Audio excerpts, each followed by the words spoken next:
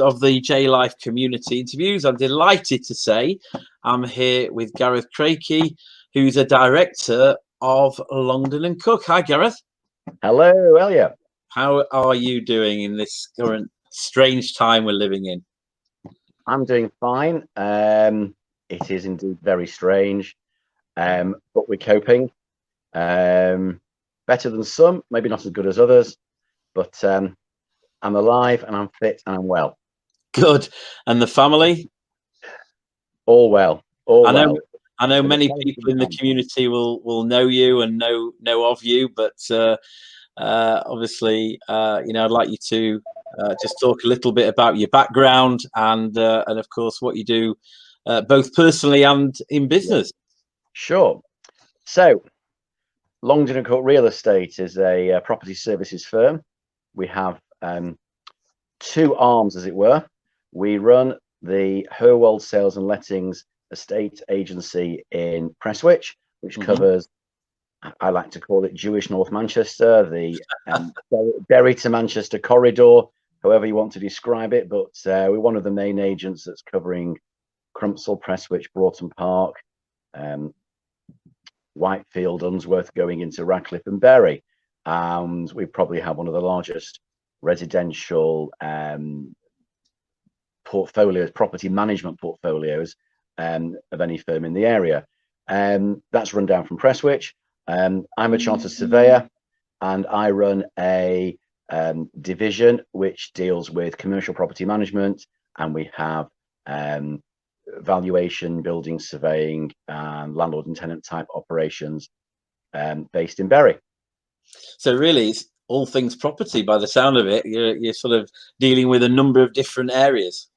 We have a wide range of clients, ranging from individuals who might own one flat to what they want renting out, to multinational companies who either occupy property or they rent out a lot of property, either locally or nationally. Yeah, it keeps us busy. It keeps us busy.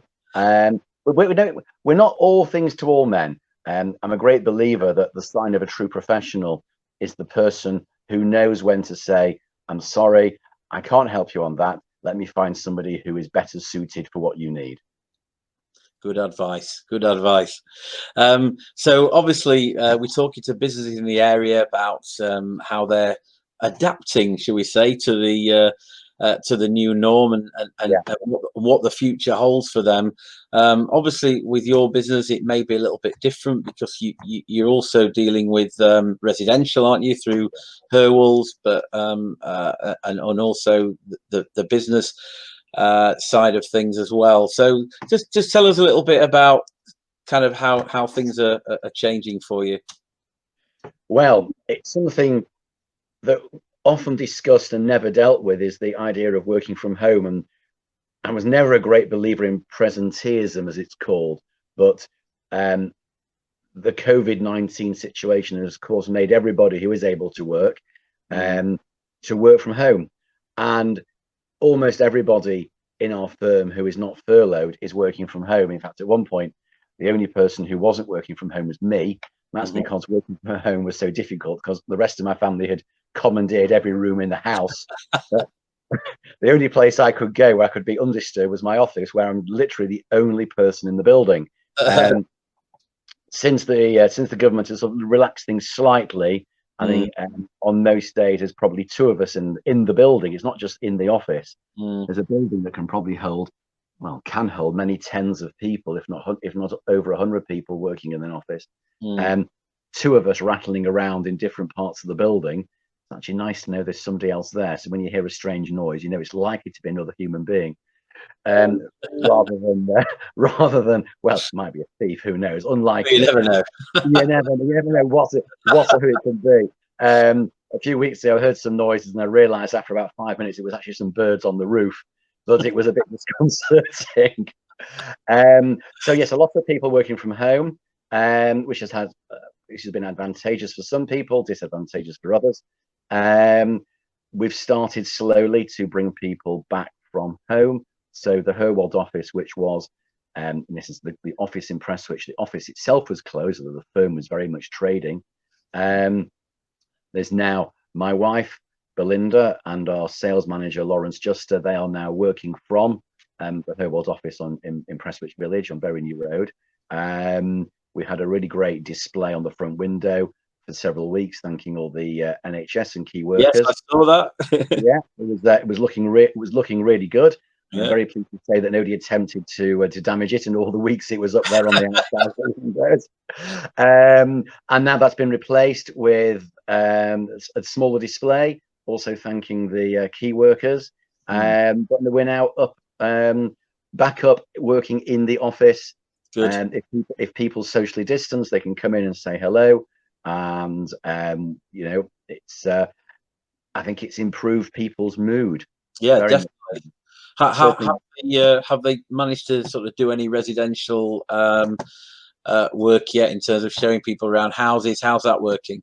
Oh, you know, again, it's astonishing the rapidity, the changes which are made, and then you think, oh, we'll do this just because of COVID-19, because of lockdown, and then those changes remain permanent. So we started off by doing some videos of empty property, right? And we would say to people, well, if you know, particularly if a property which is being rented rather than sold, if you want to be thinking about moving, then have a look at the video first. And then what that did was weed out the people for whom the property wasn't suited. So rather than 10 people going round a property, of whom for say 6 people it wasn't suitable, they can now tell straight away without wasting their time as well as our own in arranging an inspection and viewing, going round. Oh yes, very nice, not really for us.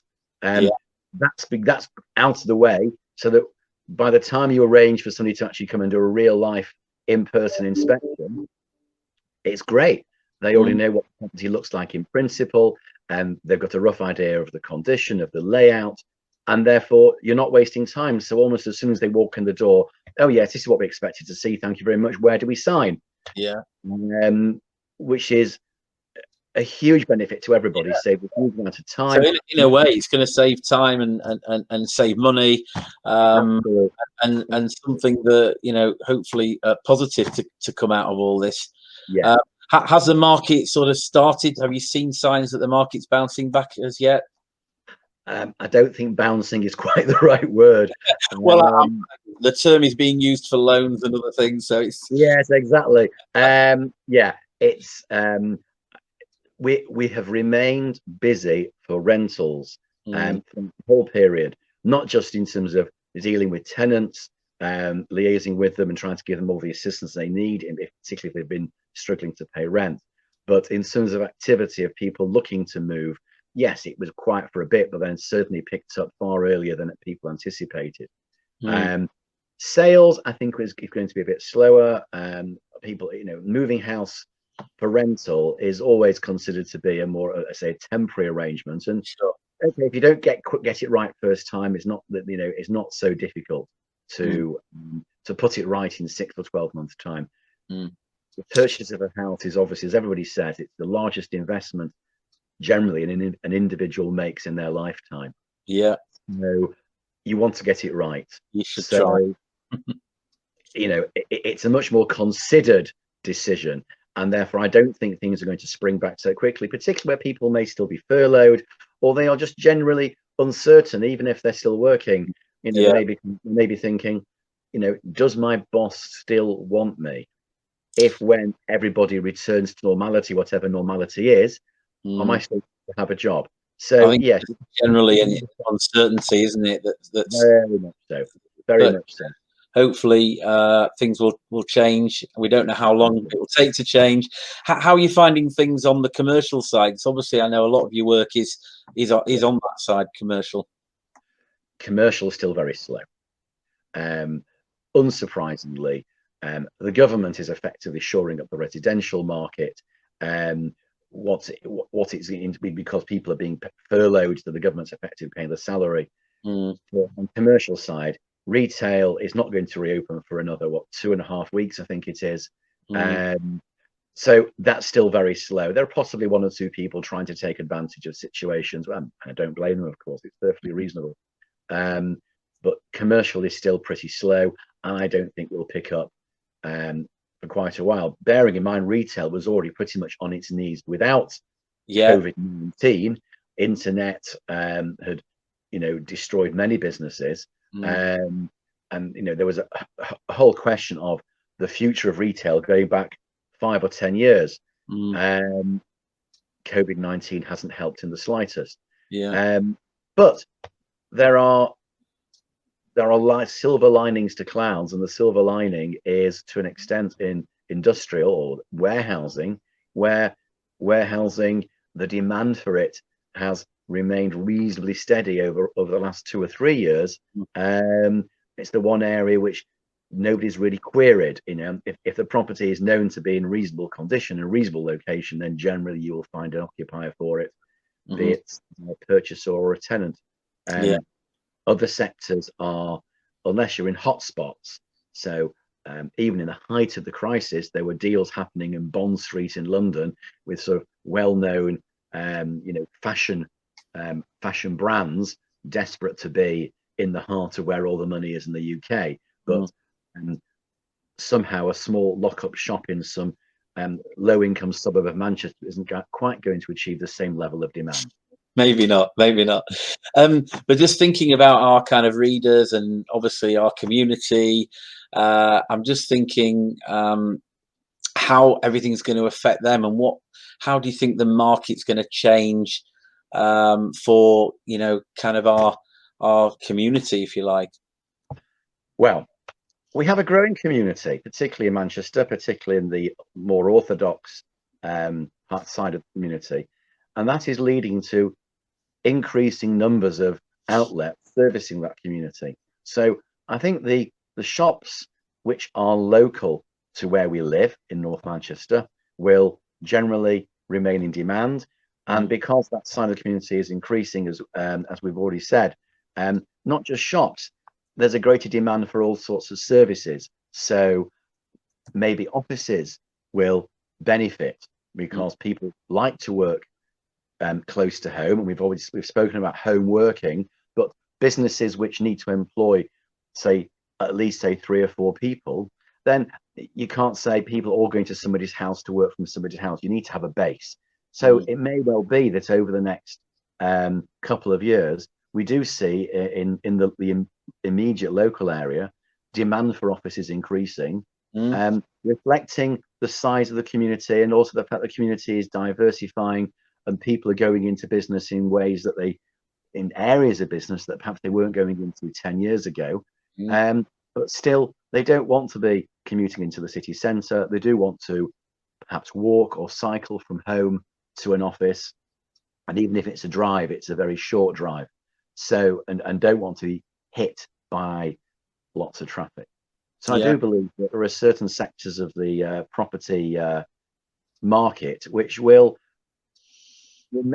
they'll do okay. They'll do okay and maybe even improve over the next 2 or 3 years. It's good to hear there's some positivity there going forward. Yeah. And what about house prices? I know obviously you're not directly involved with that's one question that people will want to know. Is my house value going to go up? I know it's all relative. How long is a piece of string? I thought you were Nobody knows. And if anybody tries to tell you what's going to happen to property values, then they don't know. Let me explain. I sit, it sounds more formal, but there's a group of chartered surveyors. We're all, in some respects, competitors, but we're also colleagues. We all work for firms around in the sort of the suburbs of Greater Manchester, doing a mix of commercial and residential work, and we meet regularly. In fact, because of the lockdown, we've met more frequently over Zoom than we have previously face to face. Yeah, absolutely. And I was asked the question, a bank asked me the question, a customer of theirs had bought 2 houses immediately before lockdown, a month before lockdown. He'd paid absolutely proper prices for the houses. There was nothing wrong with the prices he'd paid for these 2 houses. He now wanted to finance them. And what were these houses worth? Well, with no other evidence available other than the purchase price of the houses and the other sales that have taken place immediately before the sales of those houses. How can you identify what they're worth now if there's no other evidence? And most of us said the same thing. There is no way they can be valued at anything other what they were bought for in February. Because there's no other evidence. So anybody who says, oh, house prices have fallen, they have risen, they are going to fall, they are going to rise, nobody knows until the market starts opening up again. So we just got to wait and see, really. Wait and see. And it's very much as it's always been, location, location, location. If you've got a house that's desirable in itself, in a desirable location, then generally it will be attractive to the market and there will be competition for it, and that will drive its value up. And I guess it's the same in the commercial world as well. Similar story. Very much so. Very much. Just finally, then, any tips that you might want to kind of give us as readers of the magazine, or as anybody in the community generally about buying or selling property, or why should they sort of contact you, for example, for your services? There's two answers to the question. Firstly, why should they come to really? like all good Jews, if you ask me a question, I'll reply with a question. Or there's two Jews, three opinions. Why should they come to me? We are the only firm of chartered surveyors in the area that runs an estate agency. Being a firm of chartered surveyors, we are highly regulated. We are, in essence, we have to be cleaner than clean. And this is no slight on any of the other estate agencies in the area. There's no accusations about anything about them. They're all good people. We are a firm of chartered surveyors. We are held to a higher level of scrutiny and probity than any of the other firms in the area. And it's particularly important when it comes to people who are entrusting their money with us, particularly with landlords where we collect rent. We are audited. We don't just sign a piece of paper saying yes, we do this, we do that. We have chartered accountants from the Royal Institution of Chartered Surveyors coming in every couple of years and checking that we are doing everything right. And if we're not doing anything right, even the slightest thing, we get a rap on the knuckles and we're told, do it right, put it right, and put it right immediately. So that's why you should you use us. Should you go out and buy property? Yes. And it's not just to keep me in clothes and keep my children fed, of however important that is. Property has always been a good long-term asset. Nobody ever made a loss in the long term buying property. As long as you can afford to buy it, as long as you can consider the short-term problems which may arise. We're currently in a short-term problem. People may not have quite enough money to pay a mortgage, to pay rent, whether it's on residential, whether it's commercial. There's assistance out there. And in 10 years' time, I think we'll all look back and say, well, we got over that and actually doing okay. Just like in 2008, 2009, when the financial crash hit us, lots of people had huge problems. Those people who had bought properly, who had husbanded their money properly and their finances, can look back, and if they'd sold any time between probably about 2013 to 2018, found themselves very much on the positive side. And the same will happen now. We've gone through a blip. It's been a severe blip. We don't know exactly where we are now. We're still effectively in a fog, but we're going to come out of the fog. We'll see where we are. And I can guarantee that 5 to 10 years down the line, we'll say, well, we came out of that and look where we are now. And we're in a far better position. Gareth, that's brilliant. I mean, obviously, great positive words, good advice, and it's been really, really interesting.